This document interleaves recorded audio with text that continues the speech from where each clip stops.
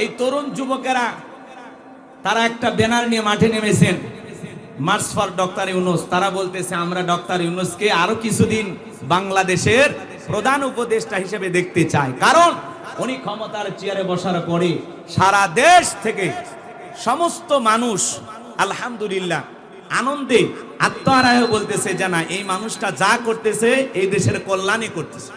কথা বলেন ঠিক কিনা? এই জন্য উনি আছে, উনি আমাদের মাঝে থাকবে। ভাই আপনারা অস্থির হয়েছেন কেন? ভাই তো আসছে, টেনশন আছে। দেখছেন না? হ্যাঁ, টেনশন নেন না, বসেন। মাগরিবের কিছুক্ষণ পরে আজান হবে, কষ্ট হয় নাকি আপনাদের? বলেন কষ্ট হচ্ছে? তাকবীর দেন, লিল্লাহে তাকবীর। তাহলে এই দেশের তরুণেরা বিগত 16 বছরে যে জুলুম অত্যাচার করেছিল সেই স্বৈরাচারকে যদি বিদায় করে দিতে পারে, সেই ক্ষমতা যদি যুবকদের থাকে, সেই যুবকেরা আবার আন্দোলন করে বলতেছে ডক্টর ইউনূসকে আমরা আরো কিছুদিন ক্ষমতায় রাখতে চাই, প্রয়োজনে আবার আন্দোলন করব, রক্ত দেব, এরপরেও ডক্টর ইউনূসকে কিছুদিন আমরা রাখবো। তাহলে যুবকেরা যদি চায়, বলেন পারবে কিনা? ওরাই তো খেলা দেখাইছে, কথা কন না কে? তাহলে ওরা যদি জেগে ওঠে, এই নারায়ণগঞ্জের যুবকেরা আবার বলতেছে আমরা প্রথম আন্দোলন শুরু করেছি মার্চ ফর ডক্টর ইউনূস, আশা করি বাংলাদেশের বাকি জেলা থেকেও আন্দোলন শুরু হবে। আসলে সাধারণ মানুষকে যখন জিজ্ঞাসা করা হয় ইউনূস সাহেব ক্ষমতায় থাকাতে আপনারা কেমন, বলে আলহামদুলিল্লাহ। কিছুদিন যদি থাকে সমস্যা, কয় না না, ভোট ছাড়া ওরা 16 বছর থাকতে পারলে ইনি 5 বছর থাকতে সমস্যা কোথায়? কথা কি বোঝেন? মানুষের আবেগ আছে, তো রাগ করতেছেন নাকি আপনারা? তো কষ্ট মনের মধ্যে নেবেন না। তো যাই হোক, আমি যে কথা বলতে চাচ্ছিলাম, উনি এই বাংলাদেশের হাল ধরার কারণে বাংলাদেশ বিপদে পড়েছে, ডক্টর ইউনূস এসে হাল ধরছে। আমরা যেমন বিপদে পড়লে দুঃখে দিশাহারা হয়ে গেলে দোয়া পড়িলা, কথা কন না, দোয়া আছে না? কি পড়ি? কি দোয়া? কথা কন, লা ইলাহা ইল্লা আনতা সুবহানাকা ইন্নী কুনতু মিনাজ জালিমিন। আমরা পড়ি, বিপদে পড়লে পড়ি, কারণ ইউনূস আলাইহিস সালাম এই দোয়া পড়েছিলেন মাছের পেটে। কথা কন ঠিক কিনা? সেই দোয়াটা পড়লে অনেক বিপদ আল্লাহ দূর করে দেয়, এটা আল্লাহর ফয়সালা। কথা কন ঠিক কিনা? তো বাংলাদেশ বিপদে পড়েছে ডক্টর ইউনূসের হাল ধরার কারণে আলহামদুলিল্লাহ দেশের অনেক মানুষ স্বস্তিতে আছে। পৃথিবীর বড় বড় লিডারেরা তাকে দেখে সালাম দেয়, ধন্যবাদ জানায়। ডক্টর ইউনূস সাহেব দেখলেন না, ব্যাংককে গেছে, নরেন্দ্র মোদী দাঁড়াইয়া কি করতেছে? দাদা, কথা কয় না কেন? এটাই ডক্টর ইউনূসের পাওয়ার। কথা বলেন ঠিক কিনা? পুরো পৃথিবী তাকে সম্মান করে। এই জন্য ভাইয়েরা আমার, আমরা বলতেছি একটু দেশের পরিবেশ স্বাভাবিক হোক, আগামীতে যারাই হোক এই দেশের নেতা আমরা একটু এরকম ভালো মানুষ সমাজের নেতা হিসাবে দেখতে চাই। কথা বলেন ঠিক কিনা? যারা দেশের সাথে কাজ করবে। এই মানুষটা কত দেশপ্রেমিক, কিছু কথা বলতে গিয়ে এদেশের 4 কোটি মানুষ 100 টাকা দিয়া প্রত্যেক দিন তাদের যায়, মাত্র 100 টাকা দিয়ে যারা জীবন ধারণ করেন, এই গরিব দুঃখী মানুষের কথা বলতে গিয়ে ফুফিয়ে ফুফিয়ে কান্না করেছেন ডক্টর ইউনূস সাহেব। একটা মানুষের ভিতরে কতটা দেশপ্রেম থাকলে, দেশের মানুষের প্রতি কতটা ভালোবাসা থাকলে এভাবে ফুফিয়ে মিডিয়ার সামনে কান্না করতে পারে। আর ওনারা কান্না করতো স্বজন হারানোর ব্যথা। কথা কন নাকি আপনারা? কে কোন দিন মরছে, জন্মদিন আর মৃত্যু দিন নিয়ে ওনারা ব্যস্ত থাকতো। দেশের জনগণ মরলো না বাঁচলো এটা না তাদের মাথা ব্যথা ছিল না। আবু সাইদের রক্ত দেখে ওরা কাঁদতো না, ওরা কাঁদতো মেট্রো রেল দেখে। এই কথা কন না কে? রাগ করতেছেন আপনারা? রাগ করবেন না, মন খারাপ করবেন না বাজান। মানুষের কষ্ট দেখে কান্না করা লাগবে। আজকে এই দেশের মানুষ, ওই যে দেখলেন না রাজশাহীর এক মানুষ ট্রেনের নিচে আইসা একটা বৃদ্ধ মানুষ ঝাঁপিয়ে পড়ে আত্মহত্যা করলো। মানুষ দেখবে আরে কি কষ্ট, কি কেন মারা গেল? আরে বাবা, ওই বৃদ্ধ মানুষের যতই কষ্ট হোক, এভাবে কেন মারা গেল? দুনিয়া থেকে আইন আদালত নাই, দুনিয়া থেকে আর মানুষ নাই। তার মানে এই কথাগুলোর দ্বারা আমি কি বলতে বুঝাতে চাচ্ছিলাম আপনাদেরকে, যেটা বলতে চাই যে এই সমাজে হাজারো সমস্যা থাকবে, সমস্যা মোকাবেলা করেই আপনাকে টিকে থাকতে হবে। কথা বলেন ঠিক কিনা? আপনার 60-70 বছরের জিন্দেগি চলে গেল, আর 5-7 বছর হয়তো আল্লাহ হায়াত দিলে বেঁচে থাকবেন। সেই জীবনটা কি শেষ সময় এসে নষ্ট করা যাবে? আত্মহত্যা করা যাবে? এই বৃদ্ধ মানুষকে নিয়ে অনেকে অনেক কথা বলতেছেন যে যার ছেলেরা খাওয়াইতো না, পড়াইতো না, বিভিন্ন ভাবে কষ্ট পাওয়ার কারণে এই লোকটা আত্মহত্যা করেছে। তো আমি বলতে চাচ্ছি যে বেটা ভিডিও করতেছে, ওই বেটা কি করছে? কথা কন না কেন? মানুষের কষ্ট দেখে মানুষ কি করে? ভিডিও করে, বাঁচাইতে যায় না। কথা কন না কেন? রাগ করতেছেন আপনারা? রাগ করতেছেন? তো এই দেশে আজব কিছু ঘটনা ঘটে, যেগুলো ঘটে মানুষ শুধু ভিডিও করার ধান্দা থাকে যে এটার ভিডিও করলে ভাইরাল হয়ে যাবে, কিন্তু মানুষ বিপদে পাশে দাঁড়ায় না। কথা বলেন ঠিক কিনা? কেউ এসে অস্ত্র দিয়ে মারতেছে, লাঠি দিয়ে মারতেছে, লাঠি ধরতে দেখিনি, কিন্তু ক্যামেরাতে ভিডিও করতে দেখেছি। কথা বলে ঠিক কি না? এই হলো মানুষের মনুষ্যত্ববোধ। আমরা বলতে চাই আপনার আমার চিন্তা ভাবনা পরিবর্তন করতে হবে, যেখানে অন্যায় সেখানে প্রতিবাদ করতে হবে। কথা বলে ঠিক কি না? আর আগামীতে এই সমাজের নেতৃত্ব দেবে সৎ, যোগ্য, ভালো মানুষেরা, দেশপ্রেমিক মানুষ। কথা বলে ঠিক কি না? হাত নামান। নারীদের দেখার দিন শেষ, আগামীতে পুরুষের বাংলাদেশ। যেই দলেরই হোক পুরুষ চাই, পুরুষ। কথা ক্লিয়ার না ভেজাল আছে? তাই বলে উনি আছে থেকে রাগ করবেন না, বেগম খালেদা জিয়ার হিসাব আলাদা। কারণ উনি কখনো এই দেশের মানুষকে বিপদে ফেলে পালিয়ে যায়নি। জেল খেটেছেন, অসুস্থ হয়ে দেশে পড়েছিলেন, দেশ ছাড়েনি, বাপের বেটি। ওনার হিসাবই আলাদা। কথা কম, ওনার সাথে এনার হিসাব যায় না। আল্লাহ দেখেন কি সম্মান দিয়েছে, রাজকীয় ভাবে বিমানে চড়ে বিদেশে গেছে চিকিৎসা নেওয়ার জন্য, আর একজন ভাঙ্গা হেলিকপ্টার নিয়ে পেলে গেছে। কথা কন ঠিক কি না? ভাঙ্গা হেলিকপ্টার নিয়ে চলে গেছে, ভাঙ্গা, খালি কোনো মতে ভারত পৌঁছেছে। আর একটু দূরে যাওয়া লাগলে ওটা আসমানে একটা ঘটনা ঘটে যেত। আল্লাহ ভাষাইছে। কথা কয় নাকি? রাগ করতেছেন? তা আমরা বলতে চাই উনি তাও হেলিকপ্টার পাইছে। আগামীতে যদি কেউ জুলুম করে এরকম পালাইতে চায়, হেলিকপ্টারের পাকাও খুঁজে পাবি না। কথা কন ঠিক না? আমার ভাইয়েরা, দিল দিয়া কথাগুলো বোঝার চেষ্টা করবেন। বাজান গো, আমার মন খারাপ করবেন না। আমি যে কথা বলতে চাই, নবী আমার ডেকে বলে, বেলাল, ইসলামের অবস্থা এখন ভালো না, কালেমা পড়ে আপাতত প্রকাশ করা যাবে না। হযরতে বেলাল দেখে বলে, নবী গো, আমার জীবনের কোনো দাম নাই। আমার মনিবুমাইকে বলেছিলাম উর্দুম বা ছাগল পেশাব পায়খানা করে দেয়, এই ঘরে থাকতে আমার বড় কষ্ট হয়। ওমাইয়া দিকে বলে, বেলাল রে, উর্দুম বা ছাগলের দাম আমার কাছে আছে, কিন্তু তোর মতো কালো হাফসি বেলালের দাম আমার কাছে নাই। নবী গো, আমার জীবনের কোনো দাম নাই, আপনি শুধু আমাকে দোয়া করে দেন, মৃত্যু পর্যন্ত যেন আমি কালেমার পথে টিকে থাকতে পারি। এই কথা বলে হযরতে বেলাল চলে গেলেন। পরের দিন সকালবেলা সূর্য উদয় হয়ে গেছে, অনেকটা বেলা হয়ে গেছে, বেলাল দরজা খোলে না। অন্য চাকর যারা আছে নালিশে চলে গেছে মায়ের কাছে, যা বলে, নেতা এখন পর্যন্ত বেলাল দরজা খোলে নাই, তাই নাকি? বলে, হ্যাঁ ঠিক আছে, চলো যাই। দরজায় ডাক দেয়, এ বেলাল দরজা খোল। হযরতে বেলাল দরজা খোলে না, জোরে করে ধাক্কা মারছে, যখন দরজা খুইলা গেছে তখন এইবারও মায়া তাকায় দেখে সেই রাত্রিতে হযরত বেলাল কালেমা পড়ে মুসলমান হয়েছে। ওই রাত্রিতে একটা উর্দুম বা ছাগলের কাছে কোনো পেশাব পায়খানা নাই। জোরে কোন মারহাবা।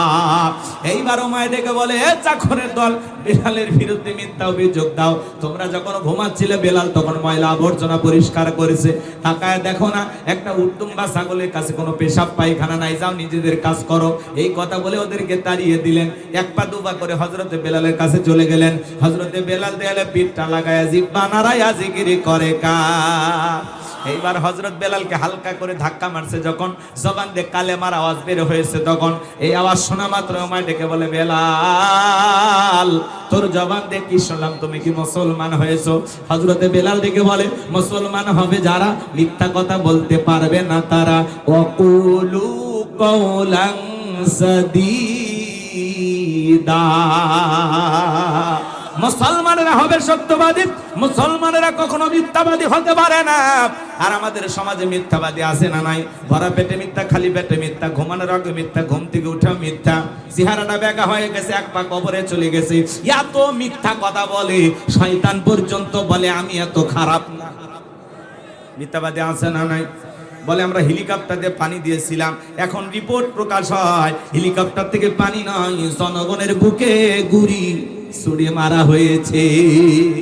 গুলি মারছে, গুলি গুলি। কথা কয় না চাচা? রাগ করছেন আপনারা? অনেকে বলছে হুজুর বলে দেখছি, দেখছেন তো কি আছে, আপনারা ভুলে যান, এই জন্য স্মরণ করে দিচ্ছি। ভুলে গেলে চলবে না, ঠিক আছে তো? মাঝে মাঝে মনে করায় দেওয়া লাগবে, আপনাদের স্মৃতি শক্তি দুর্বল। রাগ করবেন না আমার ভাইয়েরা। আমি যে কথা বলতে চাচ্ছিলাম গভীর মনোযোগ দিয়ে শোনেন। ওমাইয়া ডেকে বলে, বেলাল, তুমি যদি চাও উর্দুম বা ছাগলের মালিক বানায় দেব, থাকার জন্য ভালো জায়গার ব্যবস্থা করে দেব। বেলাল রে, এখনো সময় আছে, আব্দুল্লাহর বেটা মুহাম্মদ সাল্লাল্লাহু আলাইহি সাল্লামের ধর্ম ত্যাগ করো। হযরতে বেলাল ডেকে বলে, আবু জেল রে, দুনিয়ার কোনো পার্থিব সম্পদের বিনিময়ে বেলাল তার ঈমান বিক্রি করবে না। বলুন আল্লাহু আকবার।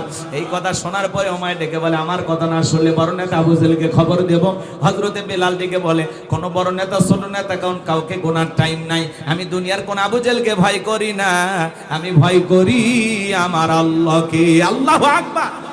এইবার উমাইর দৌড়ে চলে গেল আবু জেহেলের বাড়িতে, যা বলে, নেতা সংবাদ খুব খারাপ, আমার বাড়ি কিন্তু তার বেলাল কালেমা পড়ে মুসলমান হয়েছে। তাই নাকি? বলে হ্যাঁ। ঠিক আছে, যাও, আমি আসতেছি। আবু জেহেলের সাঙ্গ পাঙ্গ ক্যাডার মাস্তান ছিল, যাদের কাজই হলো মুসলমানদের উপর নির্যাতন জুলুম চালানো। আজও পৃথিবীর জমিনে তাকায়া দেখবেন, এই পৃথিবীর জমিনে অসংখ্য জালেম শাসক আছে, যাদের কাজই হলো মুসলমানদের উপর নির্যাতন জুলুম চালানো। মুসলমানদের উপর নির্যাতন জুলুম চালানোর জন্য তাদের একটা বিশেষ বাহিনী থাকে। ওরা তখন টার্গেট করে করে টুপিওয়ালা দাড়িওয়ালা আলেমদেরকে পৃথিবীর জমিন থেকে বিদায় করে দেওয়ার জন্য ষড়যন্ত্র করে। আমার ভাইয়েরা, গভীর মনোযোগ দিয়ে কথাগুলো শুনবেন। আবু জেহেল কিভাবে মুসলমানদের উপর নির্যাতন জুলুম চালাইতো বলতে গেলে লম্বা সময় হবে, যেহেতু মাগরিবের আগে এত সময় আমি পাবো না, সংক্ষিপ্ত করে একটু বলে দিয়ে যায় বাজান। এইবার আবু জেহেল চলে গেল উমাইয়ের বাড়িতে, যায় বলে, বেলাল এইদিকে আয়। এ বেলাল, এসব কি শুনছি তুমি নাকি মুসলমান হয়েছে? বলে হ্যাঁ, যা শুনেছেন সত্য, আমি মুসলমান হয়েছি। এই কথা শোনার পরে আবু জেহেল দিকে বলে, বেলাল তুমি যদি চাও উর্দুম বা ছাগলের মালিক বানায় দেব, থাকার জন্য ভালো ঘরের ব্যবস্থা করে দেব, ব্যবসা বাণিজ্য যদি করতে চাও দিরহাম টাকা পয়সা যা লাগে ব্যবস্থা হবে। বেলাল তুমি চাইতে দেরি, তোমার চাহিদাটা পূরণ করতে দেরি করব না, আমাদের একটাই শর্ত, নবী মুহাম্মাদের কালেমা ছেড়ে দাও। আবু জেহেলের কথা শোনার পরে হযরতে বেলাল ডেকে বলে, আবু জেহেল রে, দুনিয়ার সব সম্পদ যদি আমি বেলালকে দিতে চাও, দুনিয়ার সব সম্পদ ছাড়তে রাজি, বিশ্ব নবীর কালেমা ছাড়তে রাজি নাই। বলেন আল্লাহু আকবার। বেলালের মতো যারা খাঁটি ইমানদার, এরা টাকার কাছে বিক্রি হতে পারে না। মুনাফিক মার্কা মুসলমান যারা টাকার কাছে বিক্রি হয়, তারা টাকা পাইলে বৈধকে অবৈধ বলে ফতুয়া দেয়, অবৈধকে বৈধ বলে ফতুয়া দেয়। টাকা পাইলে বাতিলের পাঁচটা গোলাম হয়, টাকার জোরে ওদের ফতুয়া ঘরে। টাকা পাইলে উল্টা পাল্টা কথা বলে। কথা বলেন না কেন? রাগ করতেছেন নাকি আপনারা? সম্মানিত ভাইয়েরা আমার, দিল দিয়া কথাগুলো বোঝার চেষ্টা করবেন আমি যে কথা বলতে চাচ্ছিলাম। এইবার আবু জেহেল দিকে বলে, বেলাল এত বড় লোভনীয় প্রস্তাব দিলাম, রাজি হইলা না, সোজা আঙ্গুলে ঘিউ না উঠলে আঙ্গুলে একটু বাঁকা করা লাগবে। এই কথা বলে যুবকদের লীলে দিলে চাবুক দিয়ে পিটাও। হযরত বেলালকে চাবুক দিয়ে পিটানো শুরু হলো। ওরা যত জোরে চাবুক মারে, বেলাল তত জোরে কালেমা পড়ে। চাবুক দিয়ে পিটাইতে পিটাইতে কালো চামড়া গুলো ফেটে রক্ত ঝরতেছে। ইসলামের প্রথম মুয়াজ্জিন হযরতে বেলাল। আবু জেহেল দিকে বলে, বেলাল রে, চাবুক দিয়ে মারতে মারতে কালো চামড়া গুলো ফেটে রক্ত ঝরে, তবু কি নবী মুহাম্মাদের কালেমা ত্যাগ করবি না? হযরতে বেলাল দিকে বলে, আবু জেহেল রে, মারতে মারতে যদি মেরেও ফেলে দাও, জীবনটা দিতে রাজি, নবীজির কালেমা ছাড়তে রাজি নাই। বলুন সুবহানাল্লাহ। আবার ভাইরা, এইবার আবু জেহেল দিকে বলে, বেলাল রে, আমার কথা যখন শুনলি না, আরো কত ভয়ঙ্কর শাস্তি তোর জন্য অপেক্ষা করতেছে, এইবার দেখবি। যুবকদের লেলিয়ে দিল, যাও বেলালের পায়ে রশি লাগাও, উঠের পায়ের সঙ্গে লাগায় নাও, মরুভূমির উত্তপ্ত গরম বালিতে ছেঁচড়ায় ছেঁচড়ে নে ঘর। তাই করা করো। হযরত বেলালের পায়ে রশি লাগাইয়া উঠের পায়ের সঙ্গে বেঁধে মরুভূমির উত্তপ্ত গরম বালিতে ছেঁচড়ায় ছেঁচড়ে নে ঘোরা হলো। আরবের বালিগুলো এত গরম, চাল দিলে মরি হয়ে যায়, এত উত্তপ্ত গরম বালি। সেই গরম বালিতে ছেঁচড়ায় ছেঁচড়ে নে ঘোরা গেল। পাবলা গাছের কাঁটাগুলো জিব্বার ভিতরে পেরেকের মতো মারা গেল। এত নির্যাতন জুলুম করার পরে বিকেল বেলা নিয়ে এসে বলে, বেলাল চাবুক দিয়ে পিটাইলাম, পায়ে রশি লাগায় নিয়ে ঘুরলাম রে বেলাল, তবুও কি নবী মুহাম্মাদের কালেমা ছাড়বি না? হযরতে বেলাল দিকে বলে, আবু জেহেল রে, মারতে মারতে যদি মেরেও ফেলে দাও, বেলালের নিঃশ্বাস থাকবে যতদিন, বেলাল ইসলামের পথে টিকে থাকবে ততদিন। বলুন আল্লাহু আকবার। এই কথা শোনার পরে আবু জেহেল ডেকে বলে, এ যুবকের দল, বিশাল বড় একটা পাথর নিয়ে এসে বেলালের বুকের উপরে চাপায়া দাও। কয়েকজন যুবক মিলে বিশাল বড় একটা পাথর নিয়ে এসে হযরতে বেলালের বুকের উপরে চাপায়া দিল। আবু জেহেল মনে করলো পাথরের চাপার আঘাতে বেলাল মারা যাবে, এই কথা ভেবে কাফেরে চলে গেল। হাত বাঁধা, পা বাঁধা, বুকের উপরে বিশাল বড় পাথর, রক্তাক্ত জিহ্বা বানিয়া, তবুও হযরতে বেলাল জিকির করে। কার? আপনাকে আমাকে জিকির করার জন্য কেউ মারে না, পেটে না, ধমক দেয় না। আমরা বড় কপাল পরা, তবু আল্লাহর জিকির করি না। হাদিস শরীফের ভিতরে আসছে, যার জিহ্বাটা আল্লাহর জিকিরে তরুতাজা থাকে, আল্লাহর জিকিরে ভিজা থাকে, ওই জিহ্বাওয়ালা মানুষ কোনোদিন জাহান্নামের আগুনে জ্বলবে না। চিৎকার মেরে বলুন সুবহানাল্লাহ। ফাযকুরুনি আযকুরুকুম ওয়াশকুরুনি ওয়ালা তাকফুরুন। তোমরা আমারে স্মরণ করো, আমি আল্লাহ তোমাদেরকে স্মরণ করব। কৃতজ্ঞতা প্রকাশ করো, অকৃতজ্ঞ হইও না। এ ভাইজান, জিকির করার জন্য আলাদা সময় লাগে না।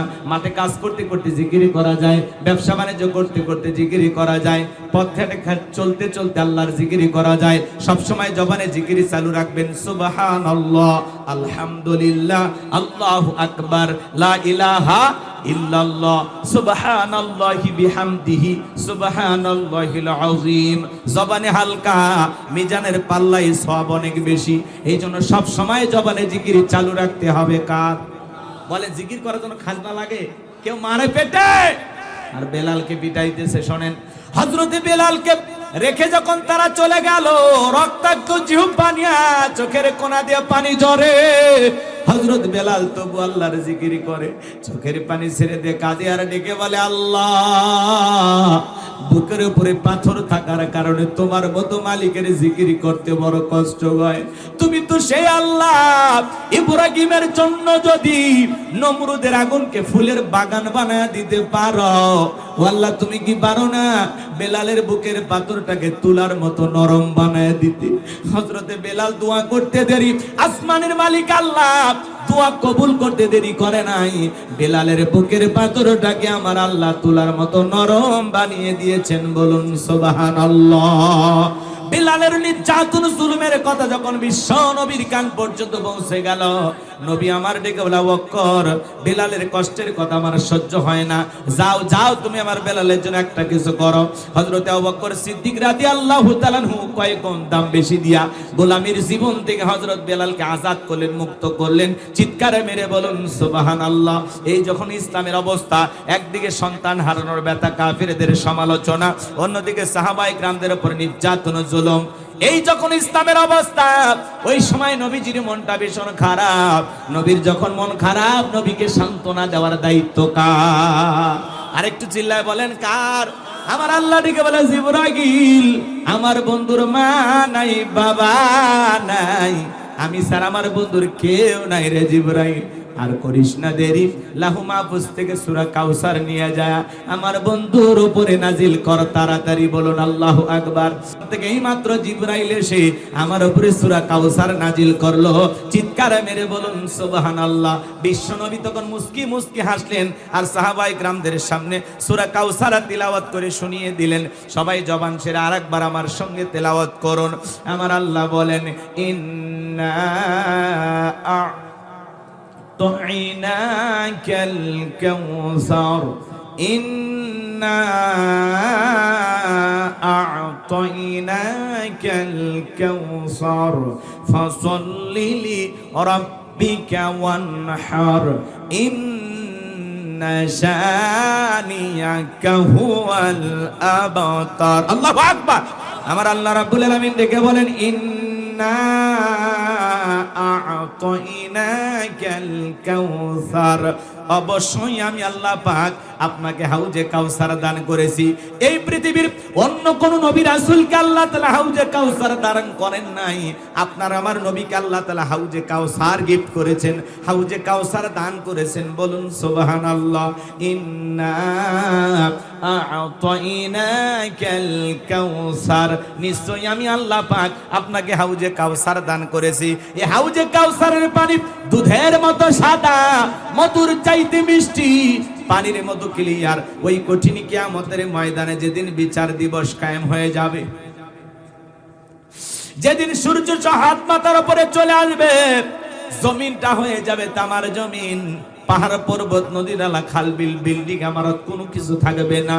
কুল্লু মান আলাইহা ফান, এই পৃথিবীর জমিনের সবকিছু আল্লাহ তাআলা ধ্বংস করে দেবেন।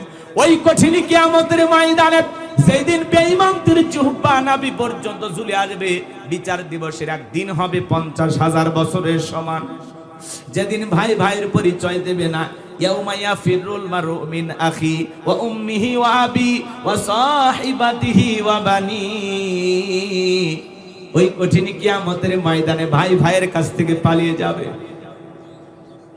মাতা পিতা সন্তানদের কাছ থেকে পালিয়ে যাবে, স্বামী স্ত্রীর কাছ থেকে পালিয়ে যাবে, স্ত্রী স্বামীর কাছ থেকে পালিয়ে যাবে, সন্তানেরা মা বাবার কাছ থেকে পালিয়ে যাবে। ওই কঠিন কিয়ামতের ময়দানে আল্লাহর আরশের ছায়া ছাড়ার কোনো ছায়া থাকবে না। ওই ছায়ার ভিতরে আল্লাহ তাআলা শাস্তির দিনে মানুষকে আশ্রয় দেবেন, শাস্তির দিনে মানুষকে আল্লাহ তাআলা ছায়া দান করবেন। ওটা হলো কিয়ামতের ময়দানে আল্লাহ তৈরি করা ভিআইপি গ্যালারি। সেখান থেকে তারা কিয়ামতের ফাইনাল খেলা উপভোগ করবেন। মানুষ দলে দলে পানি পানি বলে চিৎকার মারবে, বিশ্ব নবীর দিকে মানুষ দলে দলে রওনা করবেন। ওই সময় কিছু মানুষের চোখের সামনে আল্লাহ তাআলা পর্দার আবরণ তৈরি করে দিবেন। নবী আমার দেখে বলবেন, আল্লাহ সংখ্যায় আমি আমার অনেক উম্মতকে দেখতে পাইলাম, কেন জানি সংখ্যাটা কমে গেল, বুঝতে পারলাম না। আমার আল্লাহ রাব্বুল আলামিন দিকে বলে, বন্ধু পাইকারি দরে আপনি সবাইকে হাউজে কাউসারের পানি পান করাইতে পারবেন না। দুনিয়ার জীবনে দুইটি অপরাধ করেছিল যারা, আজকে আপনার হাতে হাউজে কাউসারের পানি পাবে না তারা। জোরে বলেন কয়টি অপরাধ? একটু জোরে বলেন। সেই দুইটি অপরাধ আপনার আমার ভিতরে থাকতে পারে কিনা একটু জানার দরকার আছে না নাই? গভীর মনোযোগ দিয়ে কথাগুলো শুনে যাবেন ভাইয়েরা আমার। বিশ্ব নবীর কাছে যখন হাউজে কাউসারে পানি পান করার জন্য মানুষ রওনা করবেন, নবী আমার হাউজে কাউসারের পিয়ালা নিয়ে দাঁড়িয়ে থাকবেন। শোনেন শোনেন, হযরত আবু বকর পিয়ালাগুলো ভরায় দিবেন, মাঝখানে দাঁড়িয়ে থাকবেন হযরত ওমর বিশ্ব নবীর হাতে দিবেন। আর নবীজি খুঁজে খুঁজে তার আদরের উম্মতদেরকে কিয়ামতের ময়দানে হাউজে কাউসারের পানি পান করায় দিবেন। নবীজির হাতে এক পেয়ালা হাউজে কাউসারের পানি পান করতে পারলে জান্নাতে ঢোকা পর্যন্ত তার আর তৃষ্ণা লাগবে না, তৃষ্ণা মিটে যাবে। বলুন সুবহানাল্লাহ। কিয়ামতের ময়দানে কারা কারা নবীজির হাতে হাউজে কাউসারের পানি পান করতে চান? দুইটা হাত তুলে আল্লাহকে দেখান। আল্লাহ কিয়ামতের ময়দানে আমাদের সবাইকে নবীজির হাতে হাউজে কাউসারের পানি পান করার তৌফিক দান করুন। জোরে বলুন আমিন। আর একটু জোরে বলেন আমিন। সেই সৌভাগ্যবান ব্যক্তিদের তালিকা আল্লাহ আমাদের নামগুলো লিখে নেন। জোরে বলেন আমিন। কষ্ট হচ্ছে আপনাদের? বিরক্ত হইতেছেন? হাত নামান। হাউজে কাউসারের পানি চাইলেই তো পাওয়া যাবে না। কথা বলেন না কেন? সাবাটা তো মন থেকে হওয়া লাগবে। এই যে নারায়ণগঞ্জের কিছু ছেলে পেলে ডক্টর ইউনূস সাহেবকে ক্ষমতার চেয়ারে রাখার জন্য ওরা একটা ব্যানার নিয়ে রাস্তায় নামছে, মার্চ ফর ডক্টর ইউনূস। কথা কি বুঝতে পারতেছেন? ওনারা বলতেছে কিসের নির্বাচন? এই দেশের মানুষ 15-16 বছর ভোট দিতে পারেনি, এই আফসোস তাদের ছিল বিগত সরকার থাকার সময়। কিন্তু ডক্টর ইউনূস ক্ষমতায় আসার পরে মানুষ এখন ভোট দেওয়ার কথা ভুলে গেছে। মানুষ বলতেছে ডক্টর ইউনূস কিছুদিন ক্ষমতার চেয়ারে থাক, এরপরে আস্তে ধীরে নির্বাচন করা লাগবে। ওই ছেলেগুলো তরুণ যুবকেরা নারায়ণগঞ্জের ওরা বলতেছে এই দেশে আমাদের এলাকায় এমন নেতা ছিল যে বলে আমি রাত 2টায় ডাক দিলে 2 লাখ মানুষ পাওয়া যাবে। সেই মানুষের গিরিল বাঁচানোর জন্য 2 জন লোক খুঁজে পাওয়া যায়নি। কথা কোন ঠিক কিনা? এই জন্য বড় বড় কথা যারা বলতো ওরা আছে সব পালিয়ে গেছে। কথা বলেন ঠিক কিনা? লিল্লাহি তাকবীর। আজকের মাহফিলের প্রধান আকর্ষণ শ্রদ্ধাভাজন প্রিয় ভাই মুফতি আমির হামজা সাহেবের আগমন। লিল্লাহি তাকবীর, লিল্লাহি তাকবীর। আলহামদুলিল্লাহ, আমাদের প্রিয় ভাই মুফতি আমির হামজা সাহেব আমাদের মাঝে উপস্থিত। আলহামদুলিল্লাহ বলেন। আপনারা একসাথে নামাজ পড়ে তার বয়ান শুনবেন ইনশাআল্লাহ। উনি এসে গেছেন। আলহামদুলিল্লাহ, আমরা খুশি তো? জোরে বলেন খুশি তো? আমার ভাইয়েরা, এই তরুণ যুবকেরা তারা একটা ব্যানার নিয়ে মাঠে নেমেছেন, মার্চ ফর ডক্টর ইউনূস। তারা বলতেছে আমরা ডক্টর ইউনূসকে আরো কিছুদিন বাংলাদেশের প্রধান উপদেষ্টা হিসেবে দেখতে চাই। কারণ উনি ক্ষমতার চেয়ারে বসার পরে সারা দেশ থেকে সমস্ত মানুষ আলহামদুলিল্লাহ আনন্দে আত্মহারায় বলতেছে যে না, এই মানুষটা যা করতেছে এই দেশের কল্যাণই করতেছে। কথা বলেন ঠিক কিনা? এই জন্য উনি আছে, উনি আমাদের মাঝে থাকবে। ভাই আপনারা অস্থির হয়েছেন কেন? ভাই তো আসছে, টেনশন আছে। দেখছেন না? হ্যাঁ, টেনশন নেন না, বসেন। মাগরিবের কিছুক্ষণ পরে আজান হবে। কষ্ট হয় নাকি আপনাদের? বলেন কষ্ট হচ্ছে? তাকবীর দেন, লিল্লাহি তাকবীর।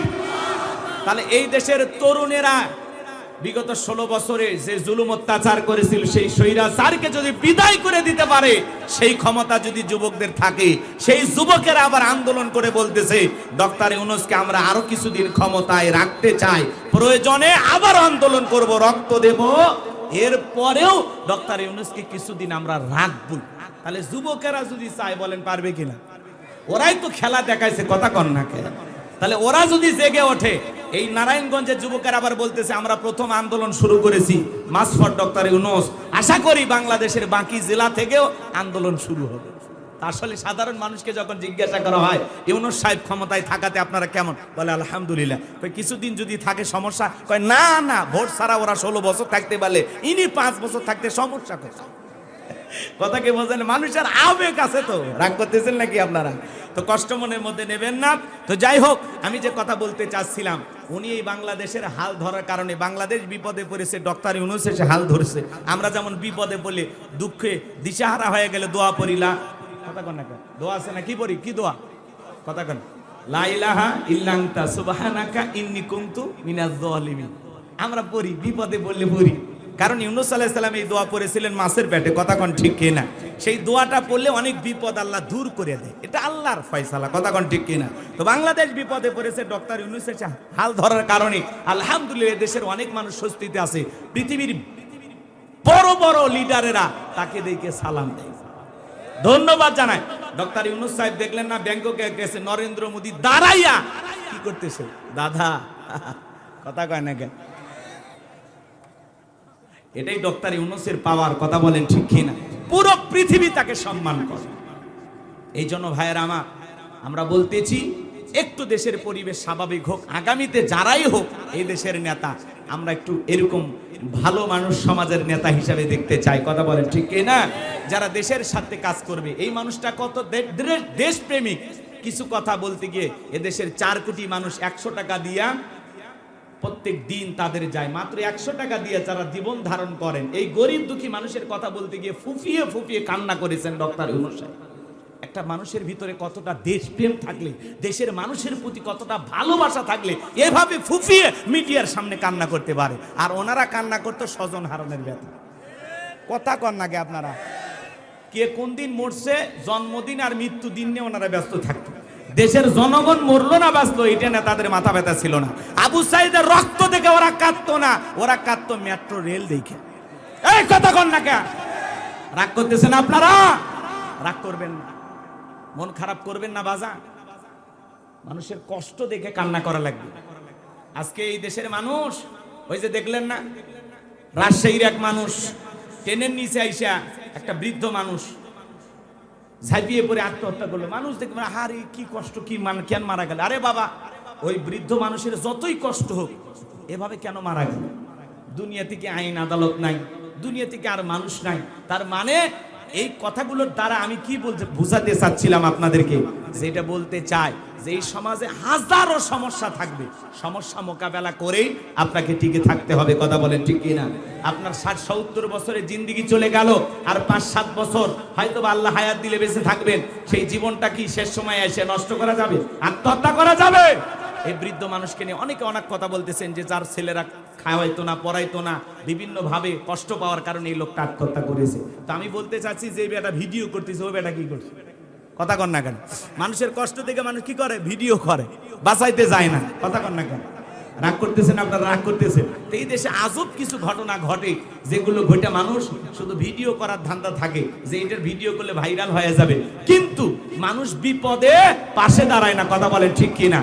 কেউ এসে অস্ত্র দিয়ে মারতেছে, লাঠি দিয়ে মারতেছে, লাঠি ধরতে দেখিনি কিন্তু ক্যামেরাতে ভিডিও করতে দেখেছি, কথা বলেন ঠিক কিনা?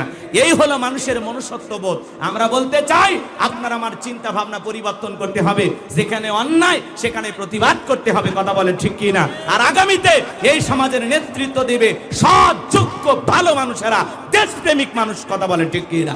আল্লাহ যেন আমাদের সঠিক বুঝদান করেন, জোরে বলুন আমিন। আমি যে কথা বলতে চাচ্ছিলাম, হাউজে কাউসারের পানি চাইলেই পাওয়া যাবে না, হাউজে কাউসারের পানি পান করতে গেলে একটু কষ্ট করা লাগে। আমি আপনাদের এলাকায় আসলাম, একটা ছেলের হাতে কিছু চকলেট দিলাম, দিয়ে বললাম বাবা এক বাদা পানি আনাম, একটু উজু বানাবো। ওই ছেলেটা পানি আনার জন্য মারছে দৌড়, মাঝখানে আসার খাইয়ে পইরে গেছে, হাঁটু ছিলে গেছে, রক্ত বের হয়ে গেছে। চকলেট থাকার কারণে উঠে দাঁড়াইয়া বদনা ভরিয়া পানি নিয়েই আমার সামনে হাজির। আমি তখন বললাম বাবা এই পানি টানতে গিয়ে কষ্ট হয়েছে, মাঝখানে আসার খাইয়ে পইরে গেছো, ব্যথা পাইছো, রক্ত মেনায় বের হয়েছে। ওই ছেলেটা তখন চকলেট থাকার কারণে বলতেছে আমি এরকম কত পরে যাই, আমার কিছুই হয় না, কথা কয় না। ওই চকলেট থাকার কারণে এই ছেলের ব্যথাকে ব্যথা মনে হচ্ছে না। কঠিন কিয়ামতের ময়দানে নবীজির হাতে এক পেলা হাউজে কাউসারের পানি যদি পান করতে পারেন, কিয়ামতের কঠিন দিন আপনার কাছে কঠিন মনে হবে না, আল্লাহ সহজ করে দিবেন। বলুন সুবহানাল্লাহ। কিয়ামতের কঠিন দিনে নবীজির হাতে এক পেলা হাউজে কাউসারের পানি আর আল্লাহর আরশের নিচে ছায়া যদি ভাগ্যে জুটে যায়, আপনি জান্নাতি, আপনারা টেনশন নাই। বলুন সুবহানাল্লাহ। এখন হাউজে কাউসারের পানি চাইলেই তো পাওয়া যাবে না, কাজ করতে হবে। কথা কয় না? কি করা লাগবে? কাজ করতে হবে। কাজ করা লাগবে দুইটি। জোরে বলেন কয়টি? দুইটা আঙ্গুল তুলে বলেন কয়টি? আল্লাহ তাআলা সেটা 2 নাম্বার আয়াতে জানিয়ে দিয়েছেন। সবাই আমার সঙ্গে পড়ুন। আমার আল্লাহ বলেন ফাসাল্লিলি রাব্বিকা ওয়ানহার। বলেন ফাসাল্লিলি রাব্বিকা ওয়ানহার। 1 নাম্বার হলো ফাসাল্লিলি রাব্বিকা, রবের উদ্দেশ্যে সালাত নামাজ হবে একমাত্র কার জন্য? قل إن صلاتي ونسكي ومحياي ومماتي لله رب العالمين। সূরা আনআম আয়াত নাম্বার 162। আল্লাহ রাব্বুল আলামিন জানিয়ে দিলেন, নবীজি আপনি বলুন, আমার নামাজ, আমার কুরবানি, আমার জীবন, আমার মরণ লিল্লাহি রাব্বিল আলামিন, আসমান জমিনের প্রতিপালকের জন্য। মুমিন জীবনের সব ইবাদত হবে একমাত্র কার জন্য? একটু জোরে বলেন কার জন্য? ফাসল্লিলি রব্বিকা, রবের উদ্দেশ্যে সালাত নামাজ হবে একমাত্র রবের জন্য। কদ আফলাহাল মুমিনুন আল্লাযীনা হুম ফি সালাতিহিম খাশিউন। অবশ্যই মুমিনেরা সফল যারা নিজেদের সালাত বিনয়ের সহিত, নম্রতার সহিত আল্লাহর ভয় নিয়ে আদায় করে। তাহলে আপনি আমি যখন সালাত আদায় করব, ভয় থাকতে হবে কার?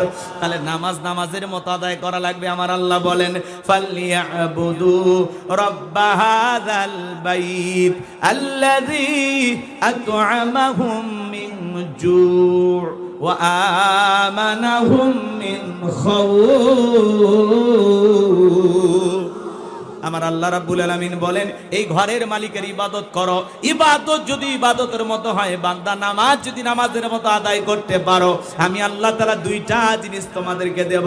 যে বান্দা 5 ওয়াক্ত সালাতে মাথা নত করে আমি আল্লাহকে সিজদা দেবে, ওই বান্দাকে আমি আল্লাহ 2টা জিনিস দেব। 1 নাম্বার হলো তার রিজিকের টেনশন করা লাগবে না, আমি আল্লাহ তার রিজিকের ব্যবস্থা করব। যে বান্দা 5 ওয়াক্ত সালাতে মাথা নত করে আল্লাহকে সিজদা দেবে, ওই বান্দার জন্য রিজিকের ব্যবস্থা করবেন কে? আল্লাহ। আপনাদের এলাকায় একটা প্রাণী বের হয় রাত 1টা 2টার দিকে, গভীর রাতে কু কইয়া চিল্লায়, শিয়াল পণ্ডিত নাম শোনেননি? বলেন ওর নামে তারাস বাজারে কি ব্যাংকের অ্যাকাউন্টে টাকা জমা আছে?